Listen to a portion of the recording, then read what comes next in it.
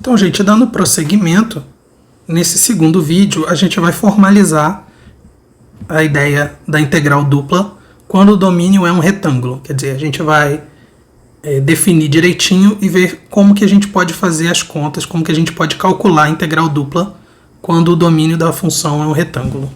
Então, a nossa motivação é o volume, calcular o volume de uma região do R3 com base retangular, que está definida sob o gráfico de uma função positiva, no caso z igual a f de xy.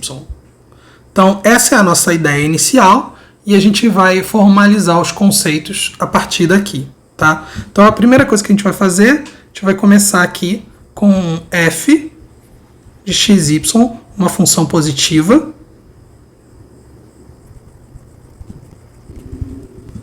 definida em um retângulo R, que vai ser o produto cartesiano dos intervalos A, B, C, D.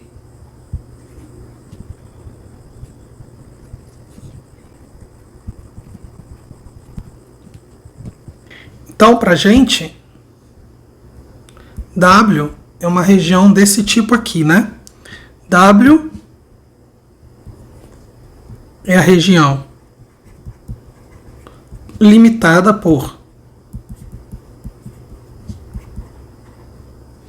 Bom, por cima é limitada pelo gráfico da função f.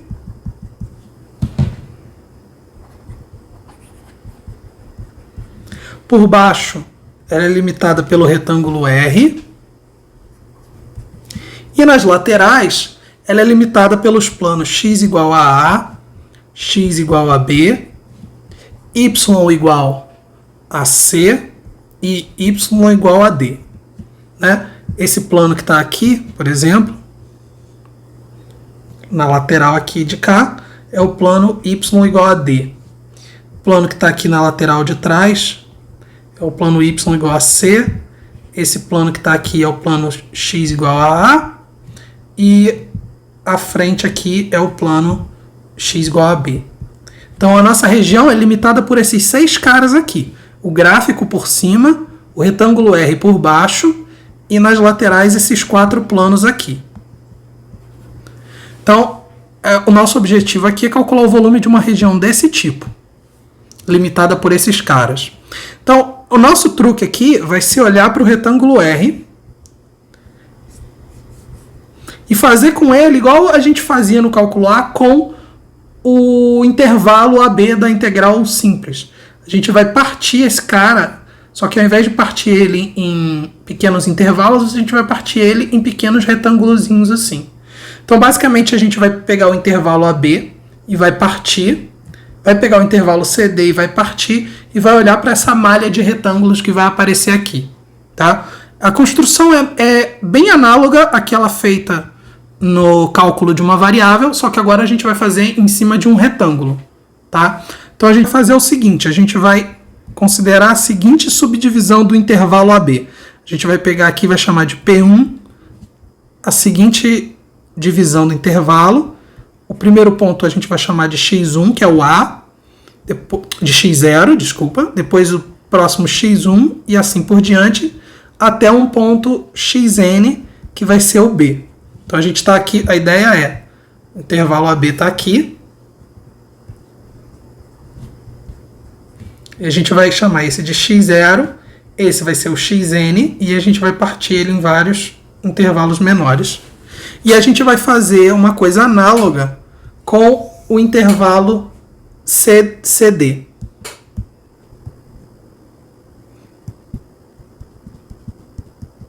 A gente vai chamar aqui de P2, uma subdivisão do intervalo CD.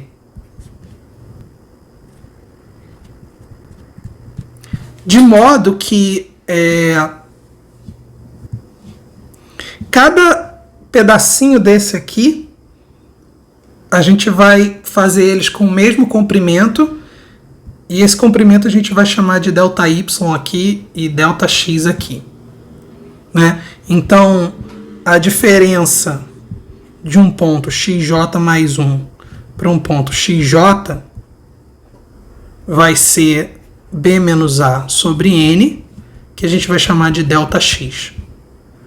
E a diferença de um ponto yj mais 1 menos yj d menos c sobre n, quer dizer, a gente está dividindo o intervalo em n partes iguais, e a gente vai chamar esse número de ΔY.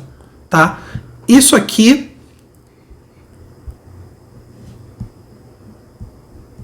a gente diz que é uma partição regular de ordem n do intervalo AB.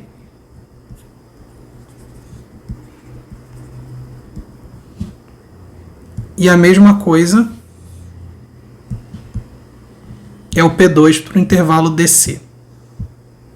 Então a gente está fazendo partições dos intervalos AB e CD, e o que acontece é que quando você parte o intervalo AB e o intervalo CD, o produto cartesiano desses caras vai te dar o que a gente chama de uma partição regular do retângulo R. Né? Então, P1 cartesiano P2 é o que a gente chama uma partição regular de ordem N de R. Então, se você junta P1 e P2, você vai ter uma coisa mais ou menos assim. Esse aqui é o x0, xn,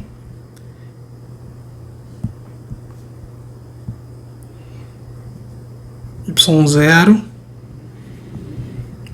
yn. Cada pedacinho aqui é um ΔX. Cada pedacinho aqui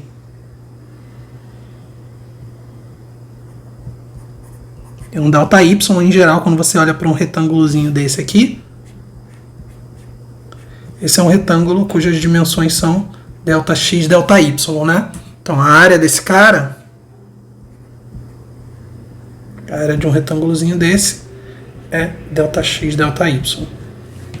Então, isso é uma partição do retângulo R, que divide, a partição de ordem N divide R em N ao quadrado subretângulos.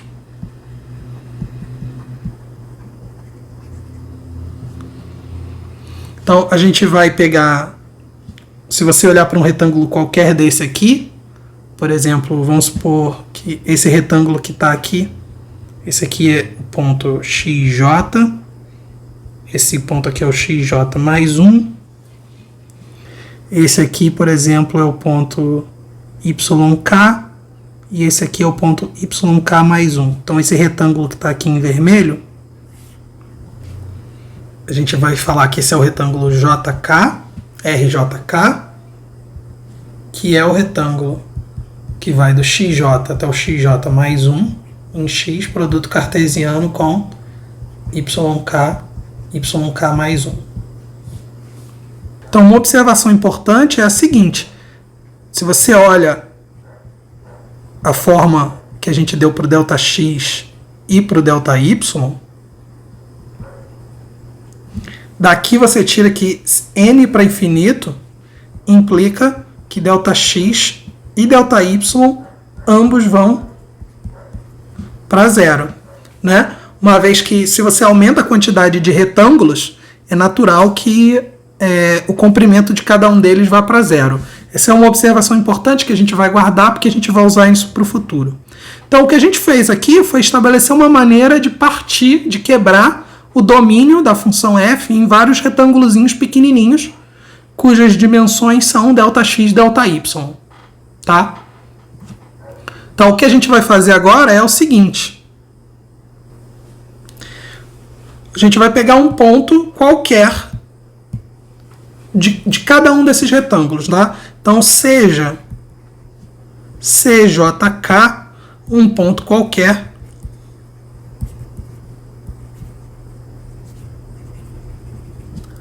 do retângulo RJK. A gente, em cada retângulo, está pegando um ponto. E aí a gente vai olhar agora para o seguinte situação. A gente vai olhar para esse número aqui, ó, f de CJK, ΔX, ΔY. Então, o que a gente está fazendo aqui é, a gente quebrou aqui o nosso domínio,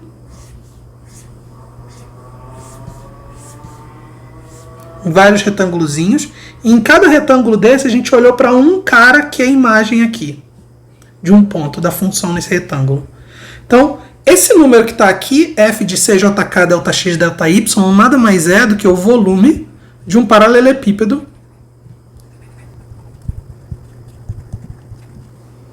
cuja base é o RJK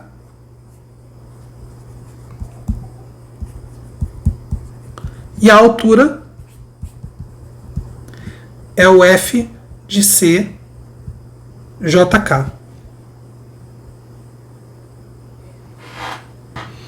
Então, gente, a gente está olhando para uma situação assim, tá vendo? A gente tem um domínio partido e a gente está olhando para paralelepípedos com esse formato, onde cada ponto desse laranja é um ponto do gráfico, tá? Se você colocar nesse exemplo aqui, você pode ver que as alturas todas são pontos do gráfico. Então, agora o que a gente vai fazer é, a gente partiu o domínio em vários retângulos, a gente está olhando agora para esses paralelepípedos aqui, que a gente sabe calcular o volume. E o que a gente vai fazer agora é olhar para a soma desses volumes. Então, voltando aqui, o que a gente vai fazer é exatamente o seguinte. A gente vai olhar para o seguinte número. A gente vai olhar para essa soma aqui. A gente vai chamar de SN, a soma de todos os retângulozinhos. Então, a gente vai somar em K, que é a variação que é a partição do Y, vai somar em J, que é a partição do X, e a gente vai somar todos esses volumes aqui. Se você for olhar isso aqui, comparar com a figura que a gente estava olhando, isso aqui é exatamente a soma dos volumes de todos aqueles paralelepípedos. A gente pode escrever isso assim também, que é a soma em K em J, para poder para poder poupar um pouco de notação. Você pode escrever com um somatório só, não tem problema. Então, isso aqui, esse número SN, é o que a gente chama de uma soma de Riemann da função f sobre R. Então, SN é uma soma de Riemann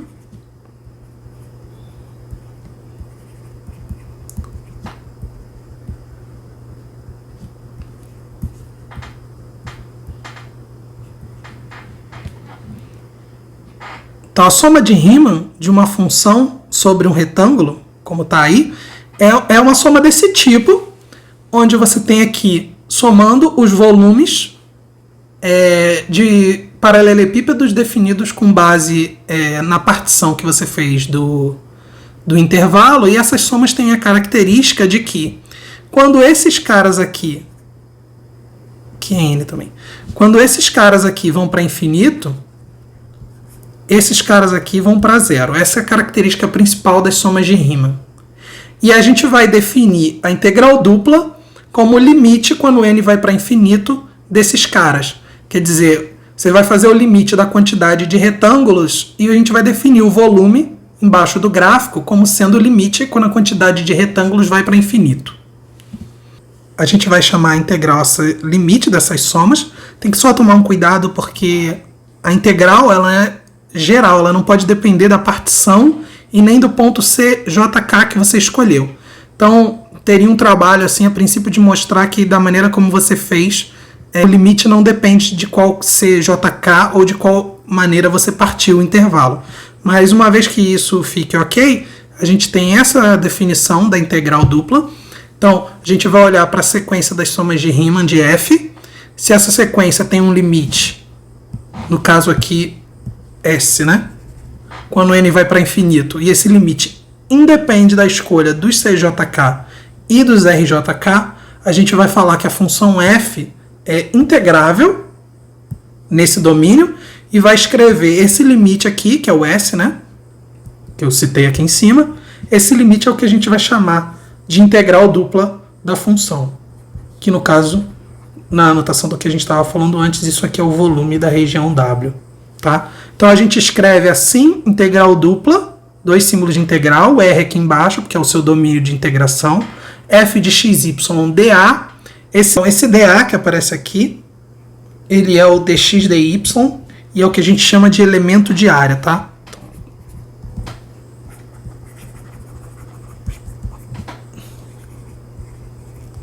Quando a gente for fazer as contas, eventualmente a gente vai escrever o dA como dx dy. Essa é só uma maneira mais condensada de escrever.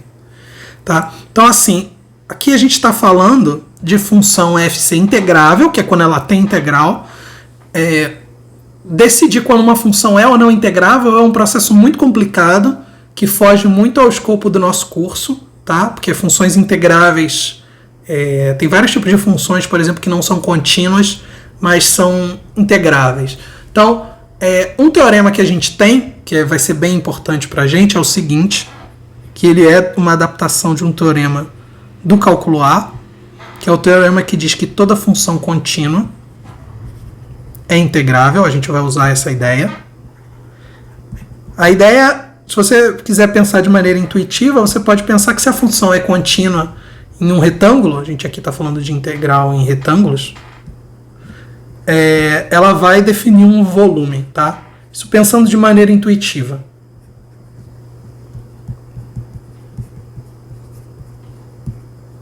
Assim como no cálculo A, você não precisava da função ser contínua para poder integrar. A gente trabalhava no cálculo A, às vezes, com exemplos onde, por exemplo, você tinha uma função descontínua assim. Então, você podia calcular a integral fazendo a área desses dois caras. A gente aqui vai ter isso também. A gente não vai precisar que a função seja contínua, a gente vai usar que ela é contínua em alguns pedaços, que ela pode ser quebrada numa união finita de partes contínuas, mas, na verdade, integrável significa uma coisa muito mais geral que isso, que foge um pouco do nosso objetivo do curso, tá? Então a gente vai falar da função ser integrável, mas para a gente as funções vão ser sempre ou contínuas ou elas vão ser quebradas em quantidades finitas de funções contínuas. Então, para ser mais preciso, vale o teorema com essa cara aqui. Se você tem f de xy, uma função limitada num retângulo R, e se o conjunto dos pontos de descontinuidade pode ser escrito como uma união de gráficos de funções contínuas, então a função é integrável. Então a gente não precisa que a função seja contínua, ela pode ser só quebrada em partes contínuas, que dá para integrar mesmo assim. De novo, as demonstrações desses teoremas fogem muito do que a gente pode atingir nesse curso, então a gente vai assumir que essas coisas são verdadeiras, tá? Então, a gente viu, então, a integral dupla é o limite de uma soma de Riemann daquele tipo. Então, a partir daí, a gente tem como calcular as integrais sobre retângulos. Infelizmente, essa definição ela é um pouco trabalhosa, né? Assim como acontecia lá no cálculo de uma variável, trabalhar com a definição de integral era uma coisa difícil. Então, só para exemplificar como é uma coisa complicada, vamos dar uma olhada nesse exemplo aqui. Vamos pegar a função xy², que é uma função simples, e vamos calcular a integral dela em cima desse retângulo R, que é o retângulo 0, 1, 0, 1. Quer dizer, x está entre 0 e 1, e o y também está entre 0 e 1. Vamos tentar fazer isso usando a definição. A gente pode fazer sem problema. Repara que essa função aqui é contínua. Então, em particular, a gente sabe que ela é integrável. Então, pelo teorema que está citado acima, a gente sabe que essa integral aqui ela pode ser calculada como limite, quando n vai para infinito, da soma com jk variando de 0 até n-1, ou de 1 a n, tanto faz. No fundo, é só uma questão de mudar um pouco a definição, de Δx, Δy, né? E esse limite, pelo teorema, como a função integrável, isso aqui independe da partição. Isso é importante porque significa que a gente pode partir o domínio, o retângulo 0, 1, 0, 1, da maneira que a gente quiser. Então a gente vai fazer o seguinte, né? Vou partir da seguinte forma.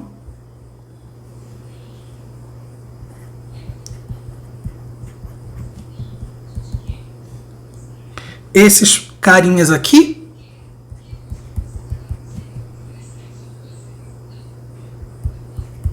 eu vou escrever eles assim. dizer, eu estou pegando o intervalo 0, 1 e eu vou partir em pedaços de tamanho 1 sobre n.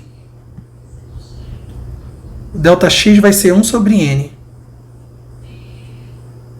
Então eu vou ter n pedacinhos de 1 sobre n, né? Cada ponto desse aqui, esse aqui é o 0, esse ponto é o ponto 1 sobre n, o x2 vai ser 2 sobre n e assim vai. E a mesma coisa com o intervalo 0, 1 em y.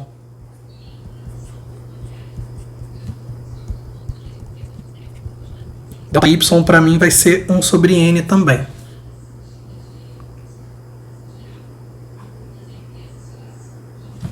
Então, nosso CJ, você olha para um ponto CJK eu vou pegar os CJK, lembra, independe da partição e do CJK, né? Posso pegar qualquer um que esteja dentro do intervalo. Para facilitar a minha vida, eu vou pegar o CJK como sendo o ponto XJ mais 1, YK mais 1, que é basicamente o ponto J mais 1 sobre N, K mais 1 sobre N. Estou pegando um ponto qualquer aqui. Isso eu posso escrever como sendo... posso escrever esses caras aqui assim. Isso é J mais 1 vezes ΔX, porque o ΔX é 1 sobre N, e K mais 1 vezes ΔY. Esse aqui vai ser o meu CJK, então. De novo, como a função é integrável, eu posso escolher a maneira como eu vou partir, então partir em pedaços de tamanho 1 sobre N, e posso escolher a cara do meu CJK, contanto que cada CJK esteja dentro de um retângulozinho daquele. Então esse é o meu ponto, meu ΔX é 1 sobre N, meu ΔY é 1 sobre N, e agora a gente vai olhar para esse cara aqui. A integral é igual a esse cara. Então esse é o cara que a gente vai calcular.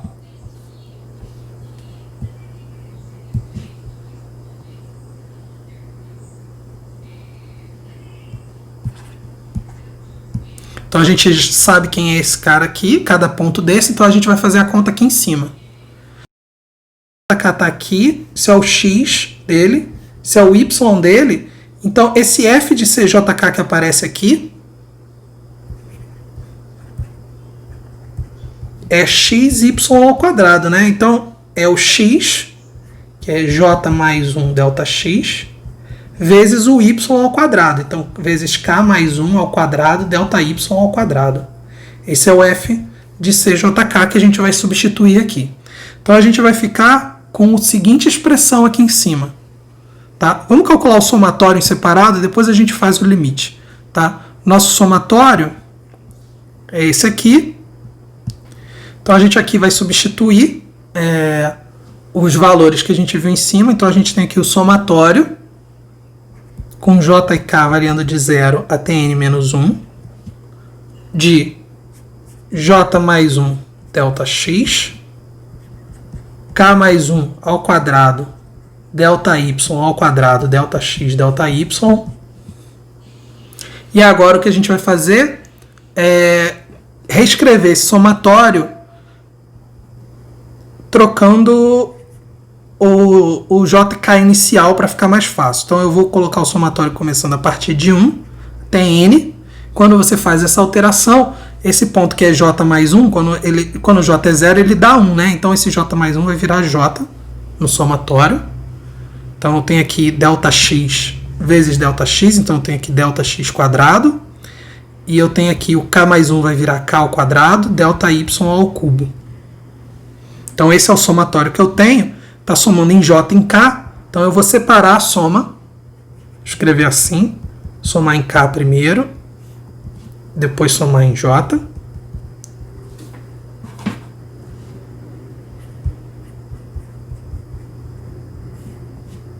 Então eu vou deixar com essa cara aqui.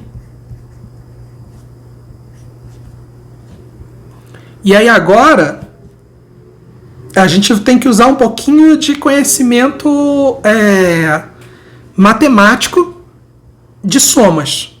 Então, uma soma que a gente sabe calcular é essa soma aqui. Vocês podem pensar, é uma PA.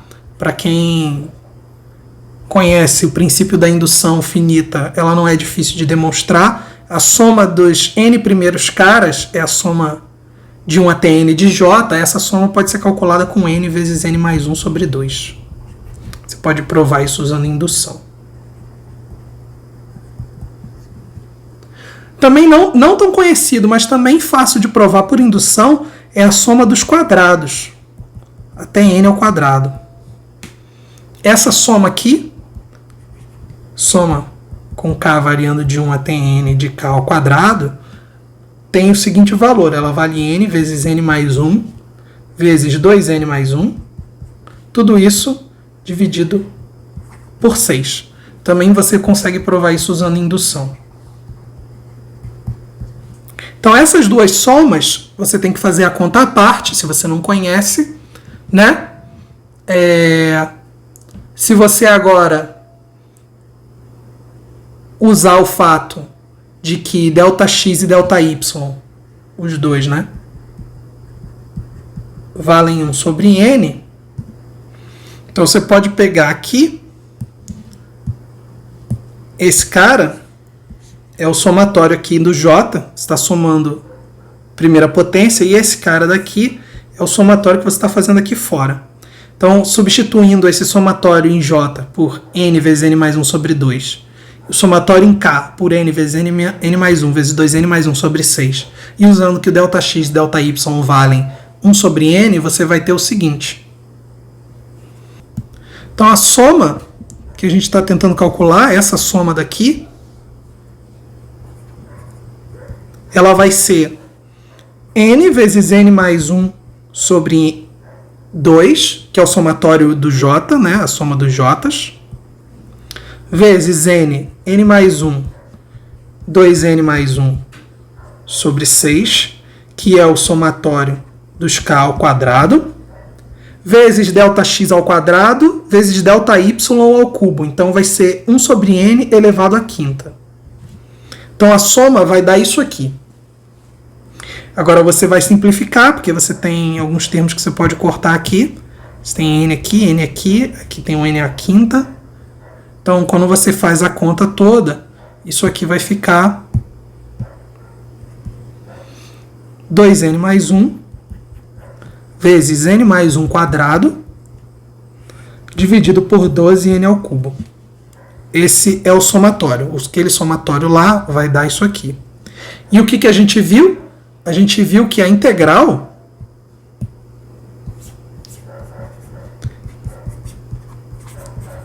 é o limite, quando n vai para infinito, do somatório. Então é o limite, quando n vai para infinito, dessa expressão que está aqui.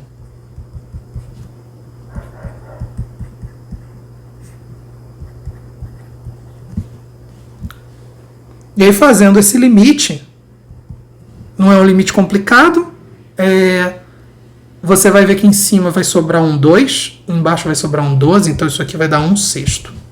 Então essa integral é 1/6. A gente fez a conta usando a definição, o que só prova que a definição não é nem um pouco prática. Tá?